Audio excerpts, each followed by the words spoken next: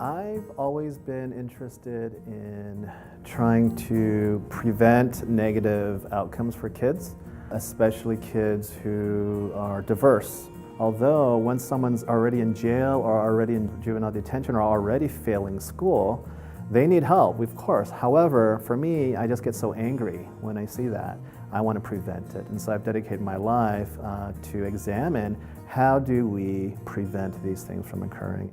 I basically study the area of delinquency, school violence, with bullying, and then now with restorative justice work. What all of that has in common is this idea of trying to create a school that's safe, a school that's healthy for kids, has a nice culture and climate.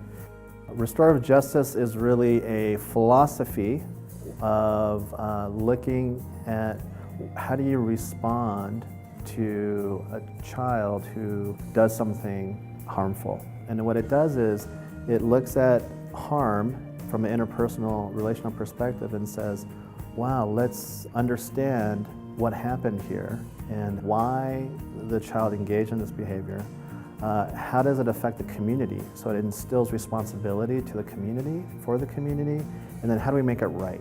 But unfortunately in schools, what we're seeing is this attitude of zero tolerance, where we need to get really tough on discipline.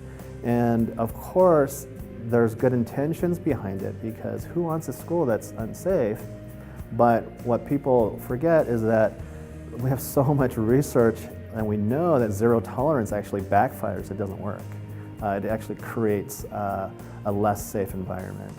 If you want your school to really be safe, you gotta build a positive sense of community and say, look, yeah, you did some harm. Let's understand what happened, but here's the bigger picture that hurts everybody, right? And now here's what you can do, or we can do together to make it right. So that philosophy allows us to have an alternative to punitive exclusionary disciplines, so suspensions and expulsions in school. And so when that happens, kids who need the most help, who should be staying in school, are being pushed out of school. So we don't have dropouts, we have push-outs, where the schools are like, we don't want to work with you. We've given up on you and your family, you're one of those kids, and we're not going to go the extra yard, right? And that's concerning because there's so much disproportionality in discipline already here across the country. And in Vegas, it's really a problem of kids who are brown, unfortunately. So you got to think about it. Kids who end up getting expelled and having a lot of problems in school, they probably don't want to be at school anyway, in some sense. So we're giving them a free ticket to get out and then to engage in a pathway that's really negative for them, but also for the community. Let's give them consequences, but one of the consequences is they have to face what happened and take responsibility for it and do something about it to make it right again. This is actually a better way of teaching kids how to grow and be adults.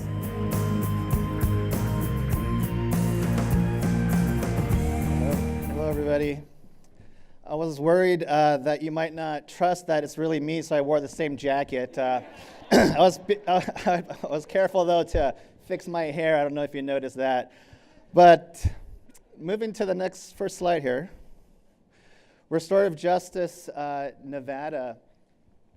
It's really about a paradigm shift, and just to say simply, we're so tied to punitive justice in America, aren't we? You do the crime, you do the time. Johnny, I'm sorry, you broke the rule, and you're just out of here. Johnny, I know you're only 7, but still, you got to learn. This is how you learn. So it's really a paradigm shift, and restorative justice is this philosophy, and these are the 3 values: relationships, empowerment, and collaboration. And it really can be implemented throughout our schools at the classroom level. How might this look? How might it look at school policies, at family and school partnerships? How might it look for the whole state of Nevada? Is it possible to have restorative Nevada? And so part of doing good collaborative community-based research is looking at the needs. And Clark County has already identified these needs for which restorative justice may be helpful and in some areas has proven to be helpful. And so just to show that what work is being done, we are doing the work, and most of the work, I'm new here, I've been here a year and a half. Most of the work is being done. I want to highlight Las Vegas My Brothers Keepers Alliance, MBK. If you're from MBK, raise your hand. Yes, there's many of you here in the audience. Too many people to thank, unfortunately, so I can't say all of you, but for the Educational Equity Task Force, for which I belong, I want to highlight Dr. Tammy Malich and Jennifer Beska, if you could raise your hands as well, okay? If you want to be involved in MBK and the work, contact Lee Quick. Lee, would you raise your hand as well? Okay, great. Or she used to be here. Okay, she stepped out. Great. But the point is that the work has already begun in Nevada. And so I've been fortunate enough to collaborate with them.